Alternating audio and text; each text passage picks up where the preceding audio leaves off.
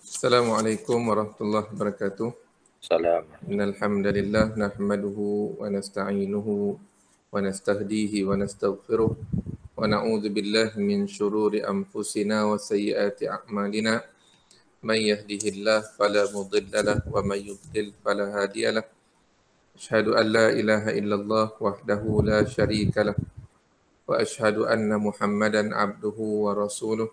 Allahumma salli wa sallim wa barik ala sayyidina Muhammad wa ala alihi wa ashabihi ajma'in. Rabbi shrah li sadri wa yassir li amri wahlul 'uqdatam min lisani yafqahu qawli wa la hawla wa la quwwata illa billahil aliyyil azim. Amma ba'd. Yang bahagia Datuk Pengerusi Surau As-Sabah, Jabatan Kuasa Surau, tuan-tuan guru, para asatizah, tuan-tuan haji, puan-puan hajah, muslimin muslimat yang dirahmati Allah Ta'ala sekalian. Alhamdulillah, kita bersyukur pada Allah Ta'ala di atas peluang dan kesempatan yang Allah berikan dapat sama-sama kita teruskan kuliah pada pagi ini secara dalam talian, dan kita akan menyambung perbincangan berkaitan dengan alam akhirat. Dalam kuliah yang terakhir, kita telah membincangkan tentang al-mizan, yakni neraca timbangan, dan kita dah sebut bahawasanya neraca timbangan itu adalah kayu ukur yang terbesar pada hari akhirat. Ke manakah destinasi seorang hamba itu, sama ada syurga ataupun neraka. Dan melalui nas-nas yang jelas dalam Al-Quran yang menyatakan bagi yang berat timbangan kebaikan, maka tempatnya adalah syurga. Bagi yang berat timbangan kejahatan, maka tempatnya adalah neraka. Dan manakala ada satu golongan lagi, golongan yang Ashabul A'raf, golongan yang berada di tengah-tengah antara berat dengan baik dan jahat. Maknanya dia timbangan itu di tengah-tengah. Maka golongan Al-A'raf ini juga akhirnya mendapat syafaat untuk masuk ke dalam syurga. Walaupun begitu, walaupun mizan menjadi kayu ukur terbesar ke mana seorang hamba itu akan pergi, sama ada ke syurga ataupun neraka, namun begitu masih ada syafaat serta keampunan untuk mereka selepas mizan sehinggalah sampai ke pinggir neraka. Berarti selagi belum sampai ke pinggir neraka itu, masih ada keampunan Allah, dan Allah boleh mengampunkan sesiapa yang Allah Ta'ala kehendaki. Dan pada pagi ini kita akan sambung dengan tajuk Al-Haud dan As-Sirat. Selepas mizan ditimbang, maka manusia akan bergerak dan mereka akan melintasi melalui Al-Haud ataupun takungan kolam yang sangat besar yang namanya Al-Kausar. Kemudian diteruskan lagi perjalanan dan sampailah ke titian Sirat. Itulah perbincangan kita pada pagi ini. Baik. Al-Haud, kalau kita lihat ada satu riwayat daripada baginda sallallahu alaihi wasallam yang diriwayatkan oleh Al-Imam At-Tirmizi yang mengatakan hadis ini statusnya Al-Hasan Gharib. Kalau Imam As-Suyuti mengatakan hadis ini sahih, iaitu Nabi SAW bersabda, inna likulli nabiyyin haudan wa annahum yatabahawna ayyuhum aktharu waridatan wa inni arju an akuna aktsara waridatan. Setiap Nabi dia ada kolam masing-masing. Maknanya Allah sediakan kolam untuk umat masing-masing. Masing-masing berbangga dengan umat siapa yang lebih ramai yang datang minum.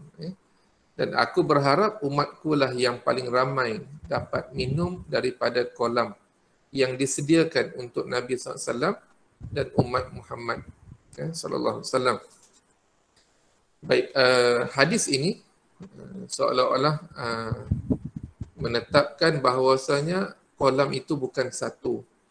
Bukan sekadar kolam Al-Kausar, ada lagi kolam-kolam yang lain mengikut nabi-nabi masing-masing lah, nabi dan umat masing-masing.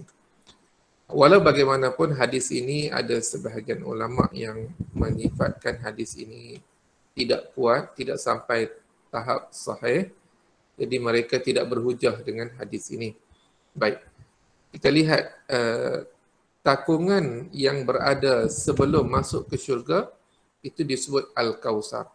Kita akan jumpa perkataan Al-Kausar di dua tempat. Satu, Al-Kausar luar dari syurga, yakni di mahsyar itu. Dan yang kedua, Al-Kausar dalam syurga. Bezanya adalah Al-Kausar luar syurga itu berbentuk takungan. Takungan. Yang saya letak kolam atau tasik. Sebelum ni biasanya kita dengar orang sebut telaga Kausar, telaga Kausar.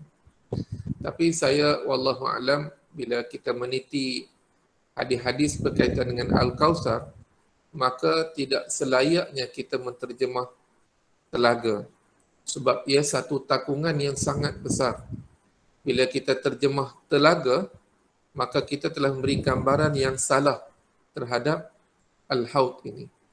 Manakala Al-Kausar dalam syurga itu berbentuk sungai yang mengalir. Kedua-duanya dikhususkan kepada Nabi SAW dan umat baginda. Ini istimewa sebab air yang terdapat dalam kolam Al-Kausar ini dia bukan sebarangan air. Baik. Dan di manakah kedudukan Al-Kausar ataupun takungan kolam Al-Kausar ini? Maka majoriti ulama mengatakan Al-Kausar ini, takungan Al-Kausar berada sebelum titian sirat. Sebelum titian sirat. Maknanya manusia selepas mana ditimbang amalan mereka, mereka akan melalui takungan ini, kolam ini. Sebelum mereka sampai ke titian sirat. Di sana ada juga pandangan dan ijtihad ulama yang mengatakan kolam Al-Kausar ini berada selepas titian sirat. Namun begitu, ini pandangan jumhur ulama, majoriti ulama mengatakan kolam ini berada sebelum titian sirat. Jadi, beza Al-Kausar dalam syurga dengan luar syurga adalah dalam bentuk takungan kolam itu di luar syurga, dalam syurga dalam bentuk sungai yang mengalir. Manakala air yang terdapat dalam kolam takungan luar syurga ini atau di mahsyar, itu airnya sumbernya adalah daripada air Kausar dalam syurga. Cuma Allah beri, kita panggil in advance lah nikmat itu kepada orang yang terpilih, dia dapat menikmati nikmat syurga itu lebih awal.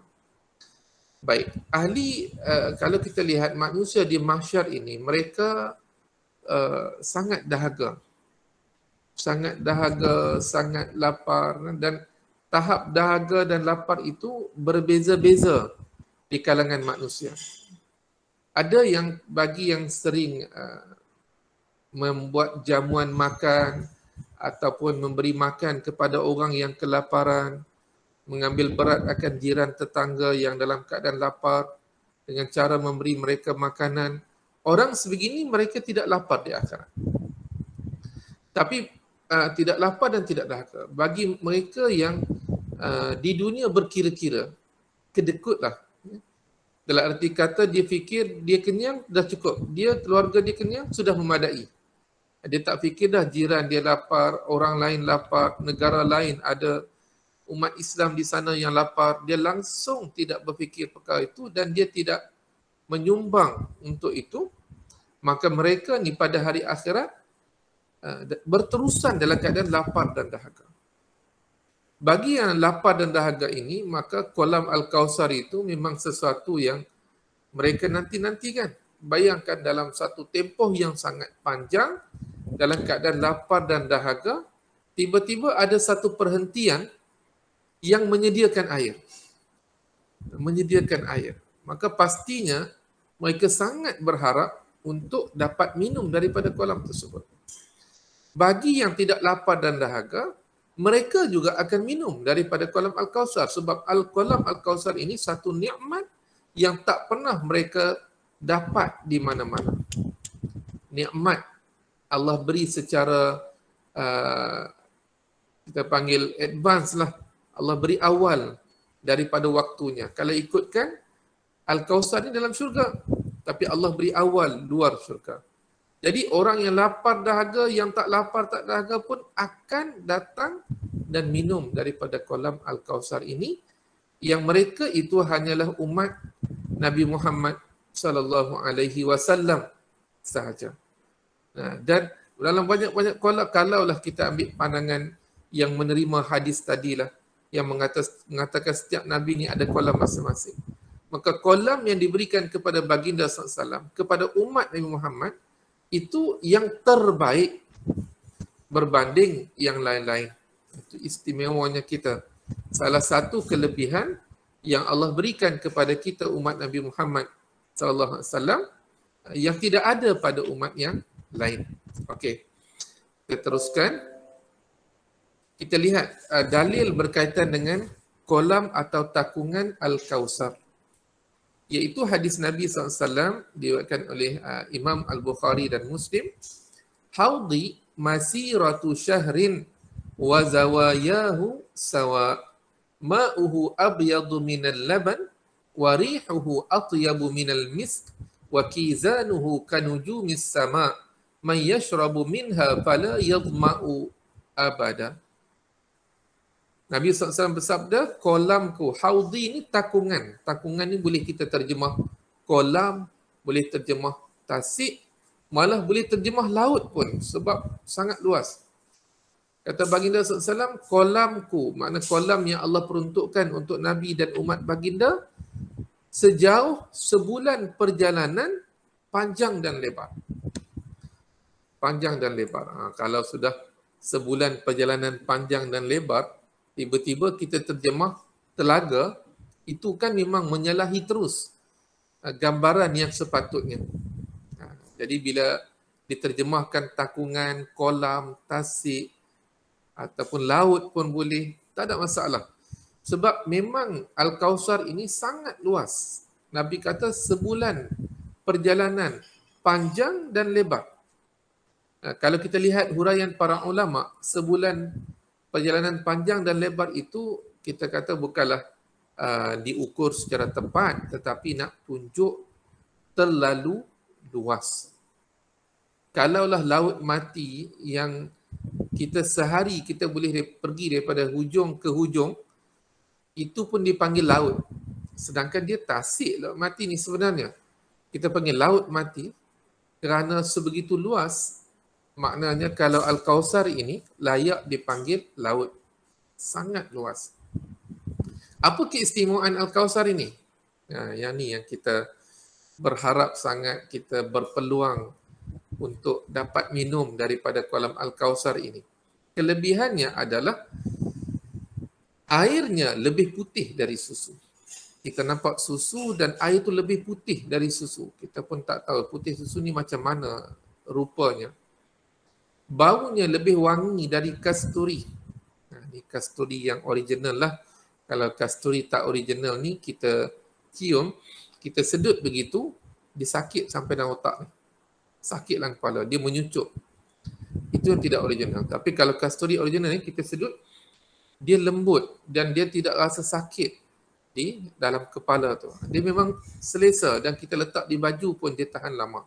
Baik. Bekas minumnya seperti bintang di langit. Bekas minum, ada piala ataupun gelas-gelas yang berada di sekeliling takungan Al-Kausar ini seperti bintang di langit. Apa maksudnya? Dua perkara. Pertama, banyaknya gelas ataupun piala untuk minum itu. Dan yang kedua, cantik dan indahnya. Sebab kalau kita sebut bintang di langit, ianya bergemerlapan. Shining. Kita nampak Apa kalau bahasa bling-bling macam tu kan. Hebat, cantik. Jadi cantik dan banyak. Tu bekas minum tu cantik dan juga banyak. Keistimewaan air ini adalah sesiapa yang minum air ini tidak akan lagi dahaga selama-lamanya. Bagi yang dahaga, bila berpeluang minum kolam Al-Kausar, mereka tidak akan lagi dahaga selama-lamanya. Ini satu kelebihan.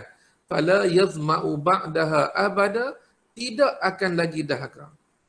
Sehingga kan disebut oleh para ulama, sekiranya ada yang minum kolam Al-Kausar ini, mereka itu ahli neraka. Maksudnya tak terus direct masuk ke syurga, dalam neraka pun mereka tidak akan lagi dahaga.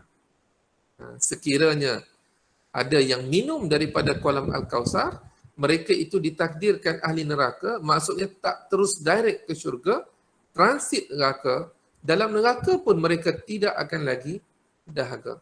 Sekiranya mereka berpeluang untuk minum daripada air Al-Kausar. Maknanya bukan sebarangan air. Nikmat awal yang Allah berikan kepada kepada penduduk orang yang berada di mahsyar. Baik. Kita lihat dalil yang seterusnya. Nabi SAW bersabda, Inna haudi ab'adu min ailah min adan. Lahu wa ashaddu bayadan min al-thalj. Wa ahla min al-asal bil laban. Wala aniyatuhu akthar min adadin nujum.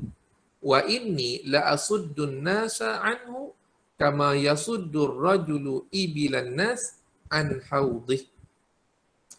Kata baginda SAW, kolamku, takungan air yang diberikan untukku, lebih jauh dari bandar Ailah dan Adan.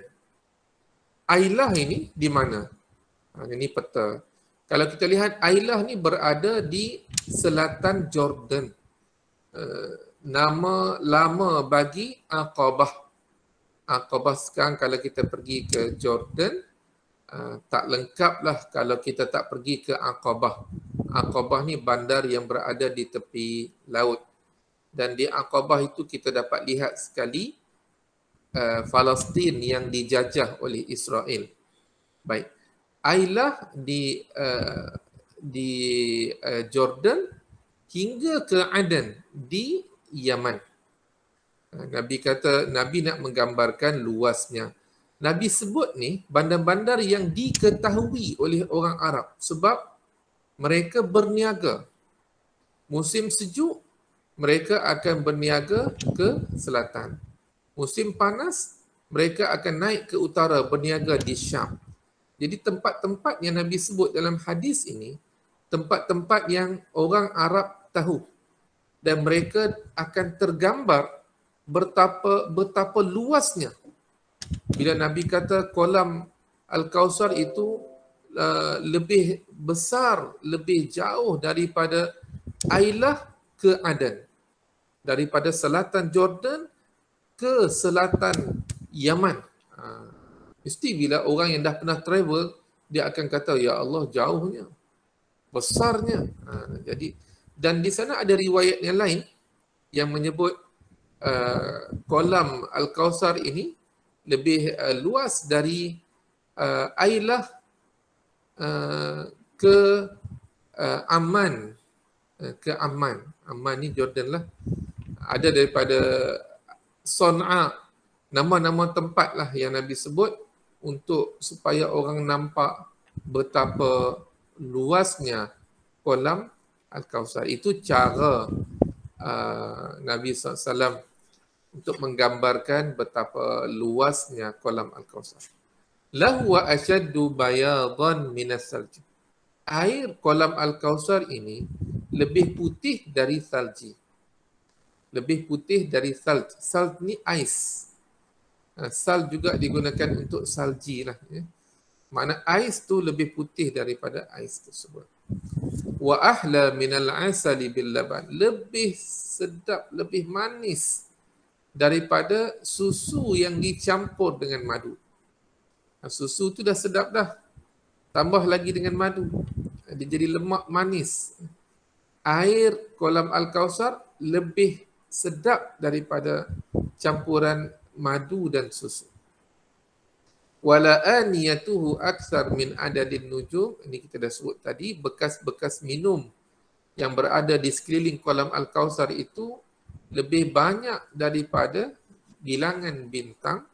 Dengan bintang pun banyak, tuan-tuan ya. Jadi menunjukkan banyaknya dan indah serta cantiknya bergemerlapan. Kemudian kita lihat wa inni la asuddun nasa anhu kama yasuddur rajulu ibilan nas anhu. Dan aku akan menjaga kolam ini, Al-Kausar, seperti mana penjaga unta bila dia jumpa satu takungan air, dia akan pastikan yang minum daripada takungan itu hanya untanya sahaja. Unta orang lain tak boleh minum. Jadi yang mana yang penternak unta ni, mereka akan cari kawasan-kawasan yang ada air, berhenti untuk minum. Unta ni dia tahan lama, sekali minum dia berminggu dia lalu jalan. Dia simpan, dia akan guna sikit. Sebab itulah Allah sebut dalam Quran surah Al-Ghashiyah, afala yanzuruna ilal ibilikai fakhuliqat. Tidakkah kamu melihat bagaimana unta itu Allah cipta? Hebat, luar biasa, lasak. Orang Arab perjalanan jauh, mereka tak pakai kuda, mereka pakai unta. Jadi unta ini fleksibel. Dia bukan sekadar boleh tunggangan, kalau terdesak boleh makan pun, sembelih makan. Baik. Jadi penjaga unta ni, bila dia bawa unta merentasi satu kawasan, bila dia jumpa oasis, kawasan yang berair, maka dia akan pastikan semua unta dia minum. Kalau ada rombongan-rombongan yang lain, mereka kena beratur. Kena beratur. Selesai, okay, next. Siapa pula minum? Kata Nabi SAW, aku ni seperti pengembala unta. Bila aku sampai sahaja ke kolam Al-Kausar, aku akan jaga kolam itu sehingga tidak ada orang lain yang dapat minum kecuali umat baginda sallallahu alaihi wasallam. Ini sekali lagi menampakkan betapa sifat kasih sayang Nabi sallallahu alaihi wasallam untuk kita semua. Baik. Kita teruskan. Ini betul lah yang kita sebut tadi, Adan dan Ailah. Dalam hadis yang lain, pernah satu ketika Nabi SAW bercerita tentang Al-Kausar ini, tentang kolam Al-Kausar. Jadi yang minum itu daripada umat baginda. Cuma timbul persoalan di kalangan para sahabat. Bagaimana Nabi nak kenal umatnya? Bagaimana Nabi nak kenal umat baginda? Kalau yang hidup bersama dengan baginda, semasa hidup baginda, kan duduk dengan Nabi, jumpa hari-hari. Bagaimana dengan yang datang kemudian? Mereka ini lahir tidak berjumpa dengan Rasulullah. Macam mana Nabi nak kenal umatnya? Itu persoalan dia. Kan bila Nabi kata, aku akan jaga betul-betul kolam Al-Kausar ni. Tidak ada siapa yang dapat minum kecuali umatku. Jadi sahabat bertanya, Ata'rifuna yauma izin, wahai Rasulullah, waktu tu adakah kamu masih kenal kami? Bimbang. Keistimewaan para sahabat ni luar biasa. Bila sebut tentang syurga, mereka lah yang menampakkan paling bersungguh untuk masuk syurga. Bila cerita tentang neraka, mereka lah nampak yang paling takut dengan neraka. Padahal mereka ni generasi yang sangat hebat dan istimewa. Generasi yang lebih daripada generasi yang lain. Tetapi itu semua balik kepada keimanan yang ada dalam diri kita. Jadi sahabat ni bimbang, takut Nabi tak kenal nanti. Datang-datang nak minum, Nabi tanya, siapa ni? Ataupun betulkah kamu umatku? Sahabat bimbang. Sepatutnya kita ni lebih-lebih lagi bimbang. Sebab kita ni datang kemudian. Kalau tak ada tanda-tanda tu, macam mana kita nak dapat syafaat baginda, minum kolam Al-Kausar. Jadi sahabat bertanya, ata'rifuna yauma idzin, wahai Rasulullah, adakah kamu kenal kami waktu itu? Maka kata baginda SAW, na'am, iya, lakum sima laysat li ahadin minal umam. Ya, aku kenal kamu. Karena pada kamu itu ada tanda yang tidak ada pada orang yang lain. Tanda tu hanya ada pada kamu sahaja, tidak ada pada umat yang lain. Apa dia? Tariduna alayya ghurran muhajjalina min atharil wudu. Iaitu kamu akan datang kepada aku dalam keadaan anggota wudu yang bercahaya.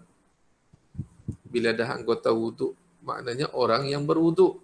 Orang yang berwudu ni maknanya orang yang solat. Jadi kalau orang tu tidak solat, maknanya tidak berwudu. Bila tidak berwudu, maksudnya tidak ada tanda yang dia adalah umat Nabi Muhammad sallallahu alaihi wasallam. Apa-apa pun dia akan kait dengan solat. Kita lihat kan, orang yang solat, insya-Allah bila nak solat kena wudu. Bila dah wudu, anggota wudu akan bercahaya. Nabi kenal, itulah umat baginda daripada anggota wudu yang bercahaya tadi. Jadi kita ni kena jaga betul-betul lah ibadah tersebut, ibadah solat. Malah wuduk ni bukan sekadar untuk solat. Untuk solat dia jadi syarat sah solat. Tapi kalau luar solat dia hukumnya sunat. Kita ada masa masuk bilik air tu dah alang-alang masuk bilik air, bersihkan diri, wuduk sekali sebelum keluar. Ajar diri kita begitu. Malam pun sama, selesai apa semua masuk bilik air, nak keluar wuduk. Ajar kita sentiasa berwuduk. Walaupun wuduk kita tak tahan lama, tapi biasakan diri kita berwuduk dan jangan membazir. Membazir air lah. Okey, baik. Jadi, siapa yang anggota wuduknya bercahaya, mereka berpeluang minum dari kolam Al-Kausar. Yang tidak ada cahaya itu, itulah kebimbangan kita. Bagaimanakah nasib mereka? Di sana ada juga dalil-dalil yang lain yang menunjukkan orang yang banyak berselawat ke atas baginda. Orang yang banyak berselawat ke atas baginda juga adalah mereka ini dikenali oleh Nabi sallallahu alaihi wasallam dan akan mendapat syafaat baginda. Kita ada masa selawat ke atas Nabi sallallahu alaihi wasallam. Mudah-mudahan dapat syafaat Nabi ni. Syafaat Nabi pada hari akhirat sangat kita perlukan. Banyak perkara yang kita perlukan kepada syafaat baginda sallallahu alaihi wasallam. Baik. Seterusnya perbincangan kita akan melihat pula ada di kalangan manusia ini mereka datang nak minum tetapi dihalang daripada minum. Bagaimana tu yang ni yang kita takut ni. Dihalang untuk minum. Dah sampai dah. Dah sampai dalam keadaan dahaga, tengok-tengok ada air, oh Allahu Akbar, seronok nak minum, tiba-tiba dihalang daripada minum. Siapa mereka? Kita tengok hadis Nabi sallallahu alaihi wasallam, ana faratukum 'alal haud wa la yarfa'unna ilayya rijalun minkum hatta idza ahwaitu ilaihim li unawilahum ukhtuliju duni fa aqulu ay rabb ashabi fa yuqalu innaka la tadri ma ahdathu ba'dak. Hadis riwayat Bukhari dan Muslim. Kita lihat maksudnya. Aku orang yang pertama sampai ke kolam Al-Kausar. Ada di kalangan kamu yang sampai kepada aku sehingga hampir kepada aku untuk aku capai mereka. Tiba-tiba mereka ditarik menjauhi aku. Ini tengok. Nabi SAW ada umat baginda dah sampai dah kepada Al-Haud. Nabi nak capai tangan mereka, tarik untuk minum. Tetapi tiba-tiba mereka itu ditarik dari belakang menjauhi Nabi SAW. Nabi nak capai tangan, tiba-tiba mereka ditarik, direntak daripada belakang. Maksudnya tak boleh minum. Kita lihat sifat penyayang Nabi SAW. Bila begitu keadaannya, maka Nabi berkata, Ya Rabbi ashabi, ashabi. Wahai Tuhanku, ini sahabat-sahabatku. Sahabat-sahabatku, Ya Allah. Nabi merayu. Nabi memohon, Ya Allah, mereka ni sahabat-sahabatku. Mereka ni umatku.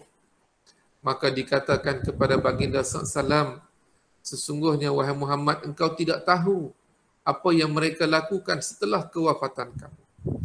Maknanya ada di kalangan umat Nabi Muhammad SAW. Lepas Nabi wafat, mereka murtad. Mereka syirik. Mereka jadi golongan-golongan yang derhaka, ahli maksiat. Sehingga mana mereka ni terhalang daripada minum kolam air Al-Kautsar. Baik. Selesai perbincangan berkaitan dengan kolam Al-Kautsar. Seterusnya, kita akan lihat pula tajuk As-Sirat. As-Sirat. Jadi itulah kolam Al-Kautsar yang dapat minum, mereka akan minum air tersebut dan mereka akan teruskan perjalanan. Bagi yang tak dapat minum, mereka tak dapat minum lah. Mereka akan teruskan perjalanan tanpa minum daripada kolam Al-Kautsar. Jadi kita ni sangat-sangat berharaplah supaya Allah pilih kita untuk dapat menikmati kolam Al-Kautsar itu. Baik. Kita tajuk yang seterusnya adalah As-Sirat. Tajuk terakhir di mahsyar adalah Sirat.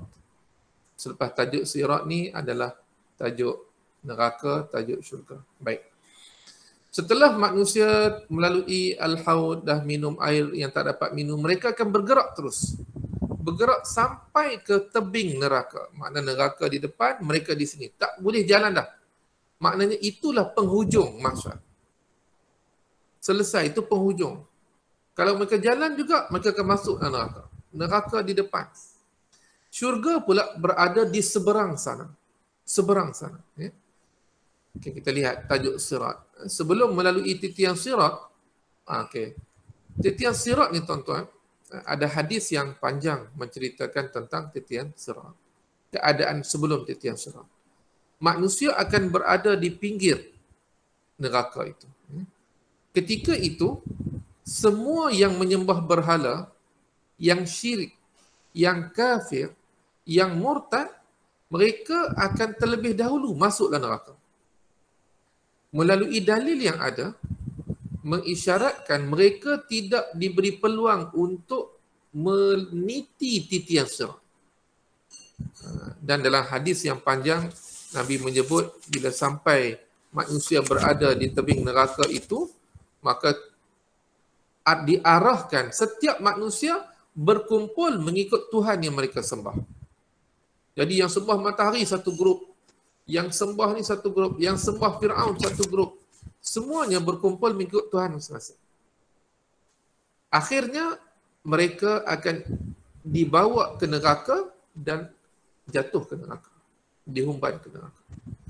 Maknanya yang tinggal di tebing neraka itu siapa? Yang tinggal di tebing neraka itu adalah Ahlut Tauhid. Mereka yang mengesakan Allah, yang beriman, sama ada di kalangan umat Nabi Muhammad ataupun umat-umat yang lain yang tinggal itu. Manakala yang musyrik, yang murtad, yang kafir, mereka ni dah masuk awal-awal lagi dah neraka. Bagaimana status orang Yahudi dan Kristian? Orang Yahudi dan Kristian pun peringkat awal, mereka tidak dimasukkan ke dalam neraka. Peringkat awal mereka berada bersama dengan orang yang beriman di pinggir neraka.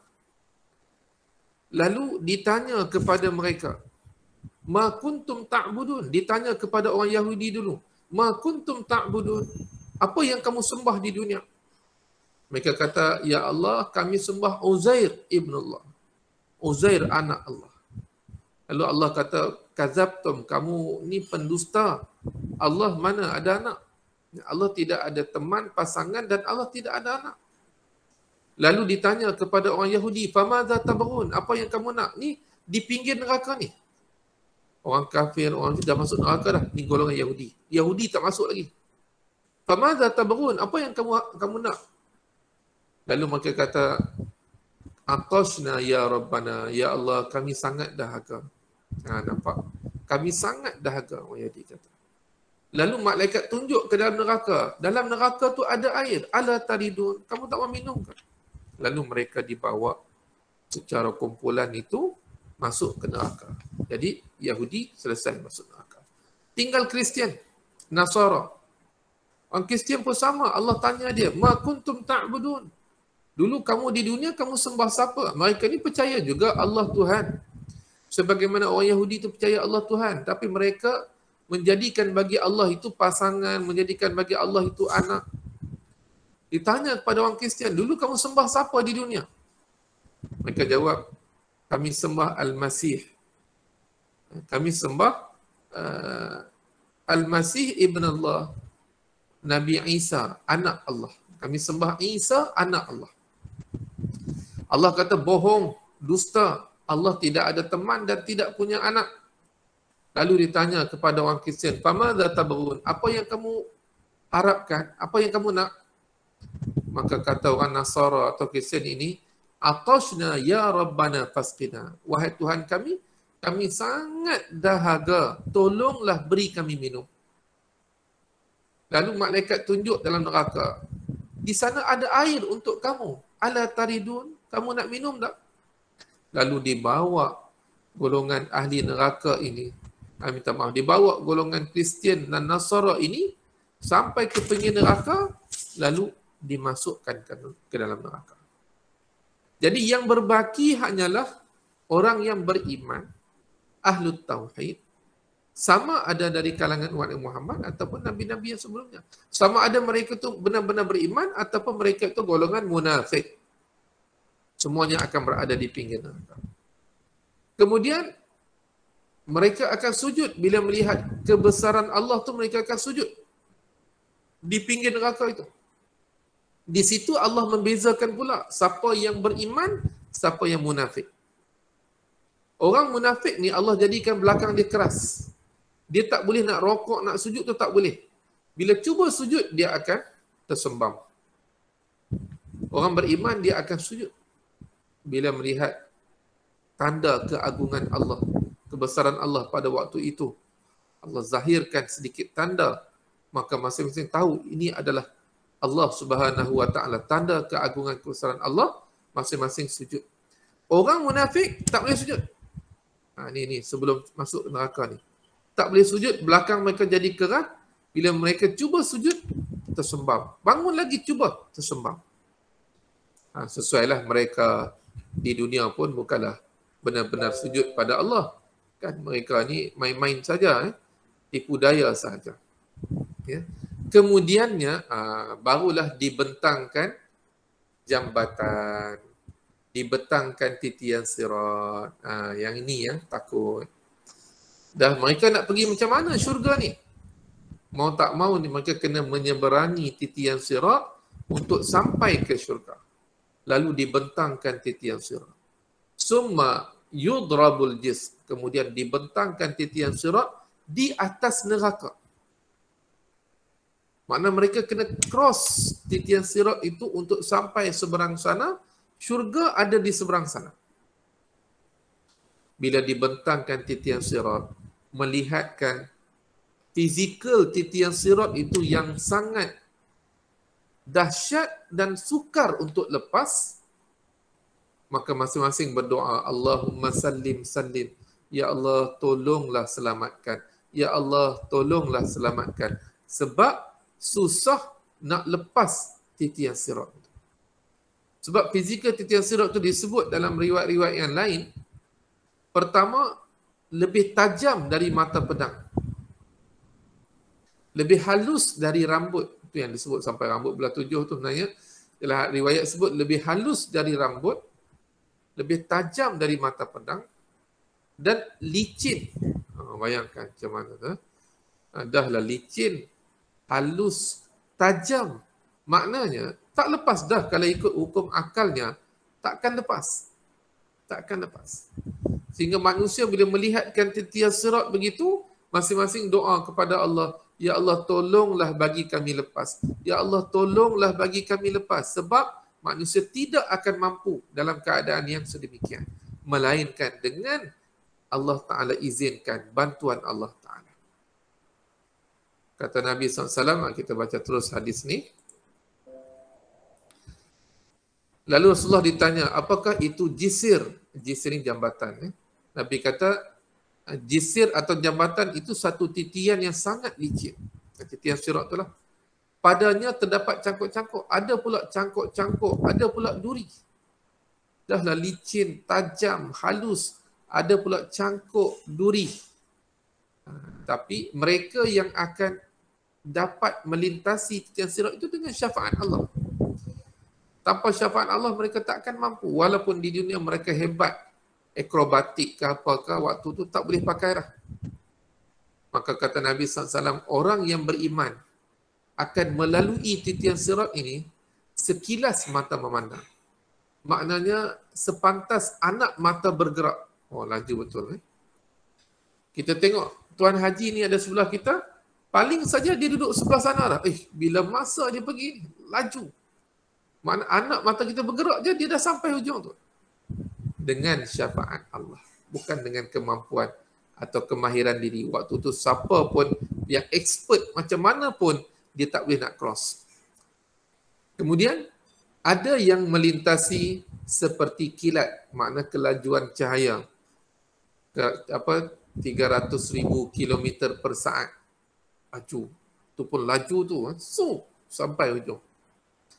Ada yang seperti angin kencang. Angin kencang pun laju juga. Ada yang seperti burung. Ada yang seperti kuda pantas. Macam-macam level manusia ketika itu. Dalam keadaan mereka cuba untuk menyeberangi titian sirat. Dan kata Nabi, ada yang tercakar lemah. Ada yang kena cakar ni dengan cangkuk, duri. Kena badan dia. Tapi sampai. Sampai dia. Memang Allah nak bagi dia, sampai. Allah bagi syafaat pada dia. Dah kena cangkuk, kena duri, sampai juga ujung tu. Dan ada yang jatuh ke dalam neraka. Kena cangkuk, kena duri, lalu jatuh. Wa'iyyazubillah. Takut kita. Situasi itu kalau kita cuba gambarkan dalam kepala kita, kita akan rasa gerun lah. Rasa sangat gerun sebab bayangkan di bawah itu neraka. Kita tidak by hook, by crook, kena cross juga jambatan tersebut. Dan jambatan itu sebegitu rupa pula sifatnya. Dan akal kata memang tak dapat lepas. Waktu tu. Hanya syafaat yang Allah berikan sahaja yang boleh menjadikan seseorang itu dapat melepasi titian sirat. Maka ketika itu kebergantungan hanya kepada Allah. Siapa yang Allah beri syafaat, lepas dia. Walaupun terpaksa merangkak dan kena cakar. Dan siapa yang tidak dapat syafaat, sangkut dia. Jatuh, bukan sekadar sangkut, jatuh ke dalam neraka. Ya Allah. Takut kita, suasana yang sangat dahsyat. Sebab itulah di awal-awal hadis tu, bila mana dibentangkan jisir, jambatan atau titian sirat, maka manusia yang melihat itu masing-masing menyebut Allahumma sallim, sallim. Allahumma sallim, sallim. Allahumma sallim. Ya Allah, selamatkanlah ya Allah. Selamatkanlah kami ya Allah. Selamatkanlah kami ya Allah. Sebab mereka tidak ada kemampuan untuk menyeberangi titian sirat. Jadi, titian sirat ini kita panggil tapisan yang terakhir di antara ahli syurga dengan ahli neraka. Tapisan terakhir. Siapa yang melepasi titian sirat, mereka adalah ahli syurga. Ahli syurga. Siapa yang jatuh ke dalam neraka, mereka adalah ahli neraka, mungkin untuk satu tempoh sementara diazab neraka, kemudiannya akan dimasukkan ke dalam syurga. Jadi inilah cerita penghujung mahsyar itu. Dan ada satu lagi yang tak dimasukkan di sini. Bagi mereka yang melepasi titian sirat, dia ada satu tempat dia panggil qantarah. Qantarah ni adalah macam satu tempat mereka akan berkumpul saling halal menghalalkan antara satu sama lain. Maknanya mereka ni ahli syurga.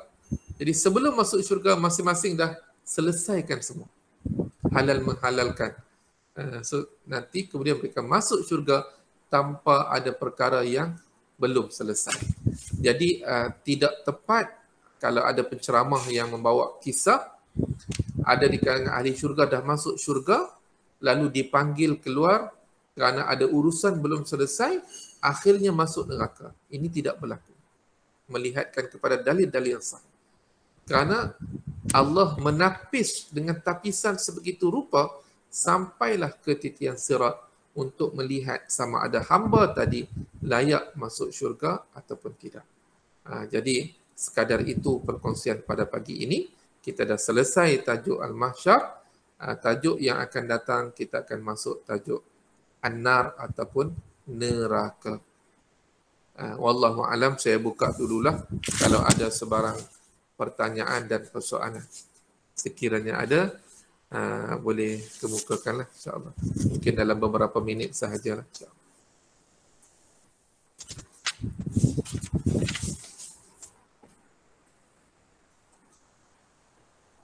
Mungkin tak ada, Ustaz. Okey, sekiranya tidak ada, mudah-mudahan apa yang kita bincangkan pagi ini ada manfaat untuk diri saya dan teman-teman semua, menjadi dorongan kita untuk terus beramal, memberikan kita kekuatan untuk meninggalkan maksiat. Mudah-mudahan gitulah, amin. Aqulu ma sami'tum wa astaghfirullah ta'ala li wa lakum wa billahil hidayah wa taufiq. Assalamualaikum warahmatullahi wabarakatuh. Bismillahirrahmanirrahim. Alhamdulillah.